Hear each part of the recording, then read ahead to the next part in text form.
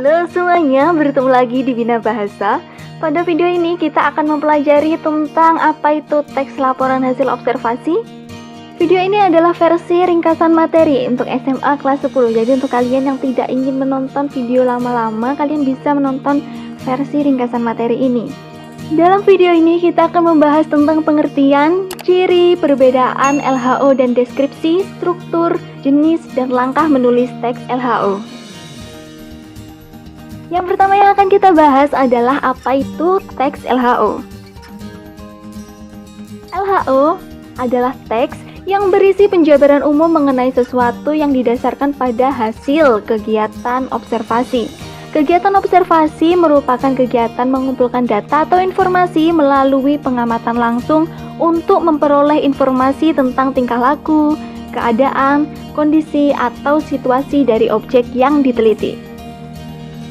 Setelah kita memahami apa itu teks LHO, sekarang kita akan mempelajari tentang ciri teks LHO. Yang pertama, teks LHO bersifat objektif. Hasil observasi harus mengandung fakta, bersifat objektif, dan ditulis secara sempurna dan lengkap. Kemudian yang kedua, tidak memihak. Hasil observasi tidak mengandung prasangka atau pemihakan, tidak merugikan salah satu pihak. Kemudian, nomor 3, memiliki struktur teks LHO.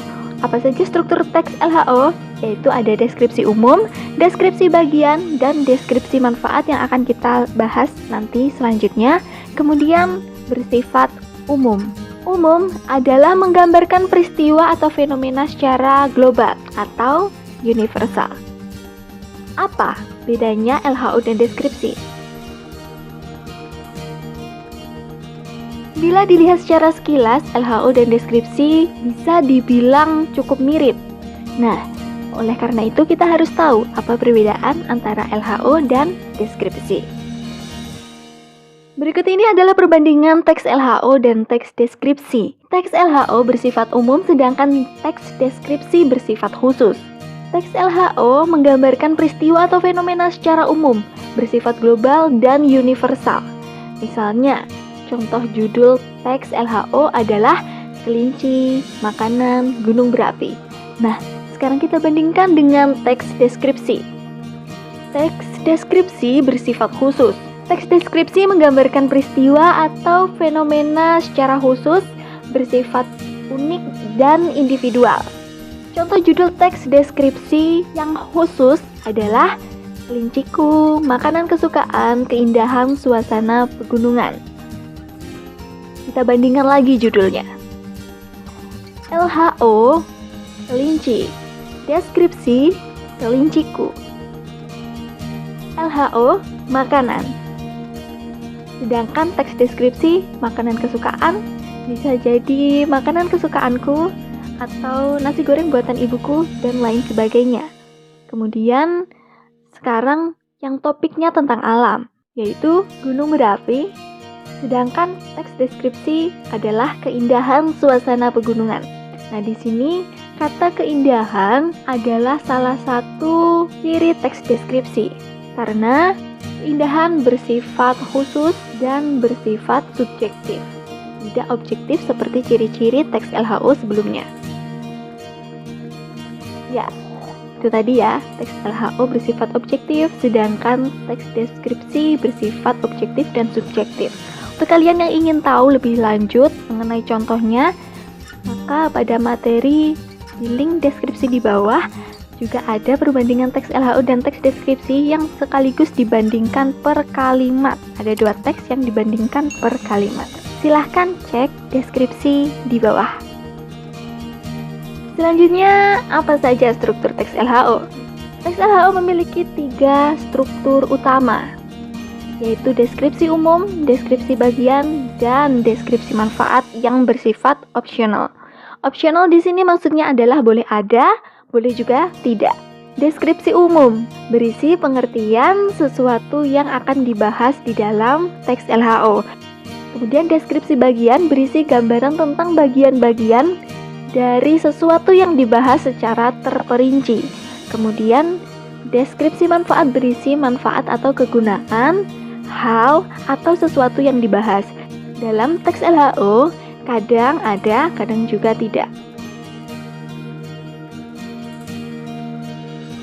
Kemudian ada berapa jenis tes LHO?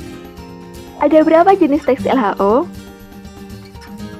Tes LHO memiliki dua jenis, yaitu tes LHO formal dan tes LHO informal. Tes LHO formal memiliki struktur yang lebih rinci bergantung kebijakan lembaga. Misalnya ada kopnya, ada pengesahan, kemudian perlu tanda tangan, dan lain sebagainya. Sedangkan LHO informal strukturnya lebih sederhana. Yang penting ada 3 struktur utama tadi. Kemudian apa sih wujudnya teks LHO formal? Nah, teks LHO formal ini bisa berupa laporan pengamatan untuk kebutuhan lembaga atau penelitian, seminar, bisnis, dan lain sebagainya. Sedangkan teks LHO informal tidak terikat pada lembaga tertentu, dibuat sendiri, kemudian untuk tugas, dan lain sebagainya. Yang terakhir, langkah menulis teks LHO.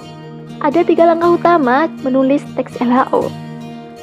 Yang pertama adalah melakukan observasi. Tentu saja, karena teks LHO adalah teks yang memaparkan hasil observasi. Maka yang pertama harus dilakukan adalah melakukan observasi.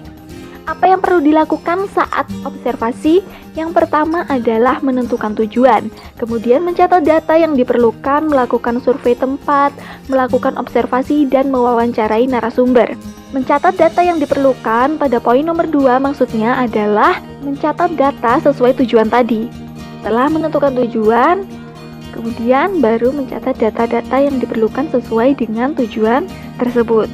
Untuk lebih rincinya, silahkan lihat di deskripsi di bawah. Kan ada contoh sekaligus bagaimana proses dan langkah-langkah yang jauh lebih rinci untuk menulis teks LHO. Kemudian membuat kerangka. Kerangka disusun berdasarkan data hasil pengamatan yang telah dilakukan.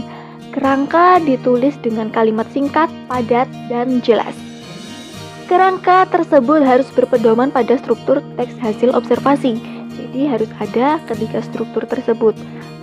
Ada deskripsi umum, dibuat kerangkanya. Kemudian deskripsi bagian, kemudian deskripsi manfaat. Masing-masing struktur dibuat kerangka masing-masing. Kemudian mengembangkan kerangka. Dalam kerangka hasil observasi terdapat ide pokok. Tadi kalian dalam kerangka membuat ide-ide pokoknya, kemudian ide pokok tersebut dijadikan ide utama dalam sebuah paragraf. Demikian materi ringkasan teks LHO. Terima kasih untuk kalian yang sudah menonton. Jika ada pertanyaan silahkan tanya di email atau di akun Instagram kami di bawah ini. Jangan lupa like, comment, subscribe, dan share. Sampai jumpa lagi di materi berikutnya.